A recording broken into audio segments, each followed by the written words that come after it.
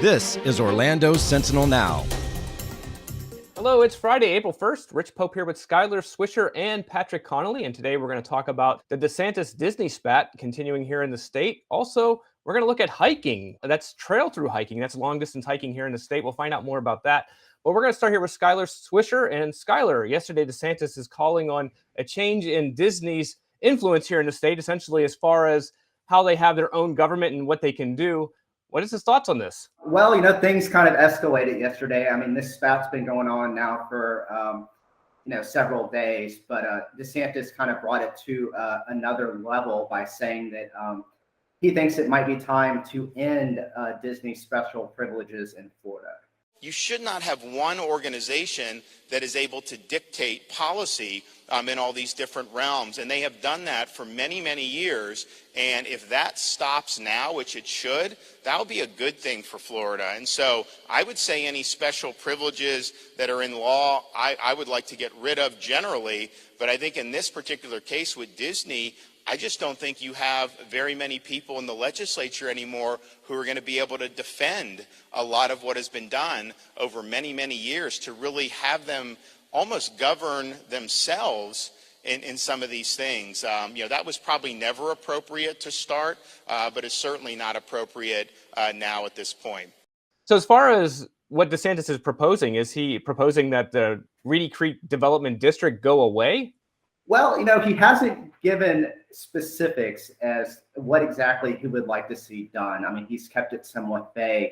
But one idea that was floated by a Republican state lawmaker would be undoing the Reedy Creek Improvement District. Now, this goes all the way back to 1967.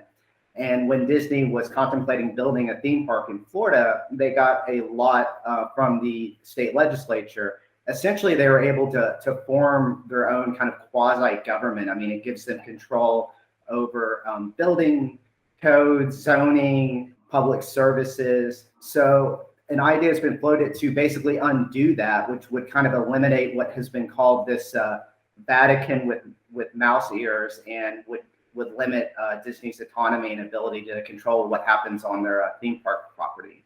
All right, so Skylar, as far as this spat, it all comes back on the heels of the Don't Say Gay bill, which Bob Chapek with Disney has been pushing back against Ron DeSantis, and he's been pushing back, and it seems like it's starting to get to be this point where it's just rhetoric back and forth.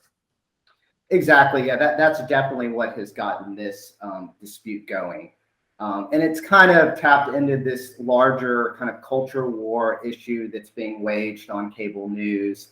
There's a sentiment among Republicans that Disney is getting away from family values. And so they're wanting to send a message that they think that Disney's on the wrong course. And also, they're wanting to send a message to Disney, stay out of politics. One Republican official told me, stick to Mickey Mouse and Donald Duck. Explain this one caveat. It comes to do with the affairs director that serves as the liaison between Disney and lawmakers, but actually has a real close attachment to Governor Ron DeSantis. Tell us about that. Yeah, so when Governor DeSantis called on ending the special privileges, he did give an example of what he considered to be special treatment for Disney. And this happened last year, where essentially Disney was able to get exempted from this legislation cracking down on social media companies that harm political candidates. I guess Disney had some concerns that this could affect Disney Plus.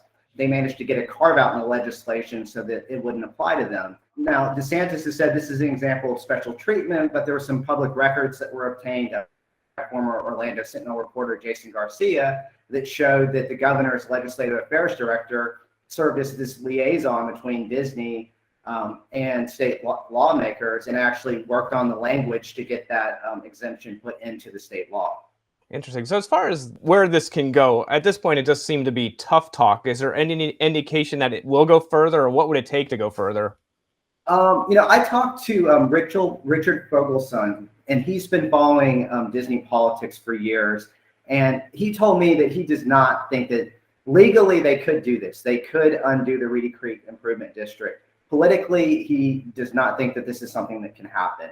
It would just have too many negative consequences for the state. He thinks this is more bluster and more of a shot across the bow to try to send a message to Mickey to stay out of Florida politics. All right, well, you can read about that one on OrlandoSentinel.com. Go ahead and stay with that for updates. We're going to move forward here to Patrick Connolly, our Central Florida explorer. So, Patrick, most people are familiar with the Appalachian Trail, the Pacific Crest Trail, but you never think of like Florida as this long trail destination. But in fact, we do have one, and you talk to some people that are doing it. Yes, actually, I talked with 4 hikers who hiked the entire length of Florida this year on the Florida Trail. And, it's funny because, in my work as the Central Florida Explorer, normally other people, our readers get to live vicariously through my stories. Well, now I'm living vicariously through the stories of these hikers. I'm familiar with the Florida Trail at this point. Total mileage is about 1,500 miles. That's starting in Big Cypress National Preserve near the Everglades in South Florida, goes all the way up through the middle of the state. There's an eastern and western corridor. It ends in the Panhandle near Pensacola. And so if you through hike it, it's about 1,100 miles. The Appalachian Trail and the Pacific Crest Trail have gotten very popular. East Coast and West Coast, big hikes, more than 2,000 miles each. And, hundreds, if not thousands of through hikers set off on those trails each year. Now, they don't all complete it, but the Florida Trail, by comparison, it's growing in popularity, but there's less than 100 hikers that are thought to have set out on it, every year. The 4 hikers that I talked to, they're all in their 20s, and they all found ways, in between jobs or to save up some money and take, about 2 months, maybe, 2 to 3 months to do this trail during the season.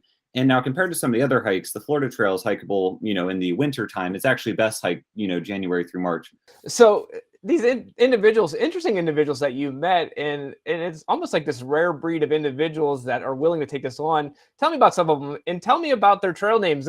I thought that was a really interesting aspect of it. This is definitely a big thing among the hiking community, specifically through hikers, where somehow, you have a unique claim to fame, and at a certain point something happens and a fellow hiker will be like, oh, I think we'll call you this now. Kind of an alternate identity, alter ego that you take on while hiking. So I wanted to talk about Austin Shelton. He's originally from Illinois, Carlinville, relatively small city. And he's 28, and his trail name is Festival. Now, he's actually been based in Orlando for the last year or so, but he told me that he has a big heart for the environment. He really cares. And, at least until starting the trail, he is vegan. He was working a construction job, working 7 days a week, making pretty good money, but he was driving this gas guzzling truck, and he was worried about his footprint and just sort of wanted to escape into nature. So he likes the outdoors, and prior to hiking the trail, had some experience, but limited. So he went to REI, and he, wanted to pack out like 20 days worth of food, which if you talk to any of these hikers, 4 or 5 days is probably sufficient in between resupply stops. But he's vegan, and went to go get all this food.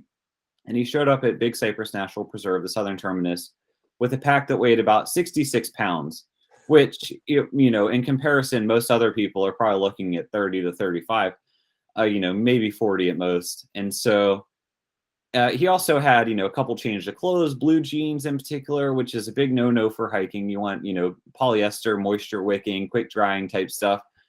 So he went about 2 miles into the trail with his 66-pound pack and said, I need to recalibrate. This is, So he came back, shed some of the weight, learned a thing or two, got back on trail. Didn't have a great time at first, but he met some fellow hikers who sort of coached him through, some of the initial learning curve. And it seemed like, for his first through hike, he was able to really learn and grow throughout the process. And he said, it's a lot of finding out what you can live and live without. A week or two of living in a backpack, you start to think about all the other possessions that, you have, but maybe don't need all the time. So I think that was just one of the blessings of backpacking. So that was one story that I kind of enjoyed getting to hear about and tell. What I found interesting reading your story is that a lot of individuals that do this use this as the stepping stone to, say, the bigger trails like Appalachian Trail. And this is just a way of them finding out whether they like doing this through hiking. Exactly. Yep. And I'll quickly touch on one or two other stories. So Claire Jarvis is a Lakeland native who uses they, them pronouns. And Claire was able to do the Florida Trail as their first through hike. And, they had an interest in the outdoors, and specifically, all of the diverse flora that can be found in Florida. They just love plants. And so they set off on the trail and kind of had an interesting, way of getting their trail name, which is Model. Now, they were at a bar in Okeechobee, on part of the trail, this kind of backwoods, a little bit like trailer park sort of bar. And I guess as they retold the story, this, sort of drunk local guy stumbles over and said, "Hey, you're good looking. You could be a model." And they said it was a little, maybe uncalled for or creepy. But then the other hikers were like, "Oh, now your name is going to be model." So sort of funny how some of these stories come about. And they're actually planning to hike the Appalachian Trail southbound, starting up in New England, starting in June. And there's just one more story I wanted to touch on briefly. This guy has a lot of miles under his belt. And by that, I mean, in the last maybe 7 or 8 years, in less than a decade, Wesley Tills, who's originally from Kansas City, Missouri, has hiked 10,000 miles, just more than 10,000 miles. And now Wesley, his trail name is Mega Man.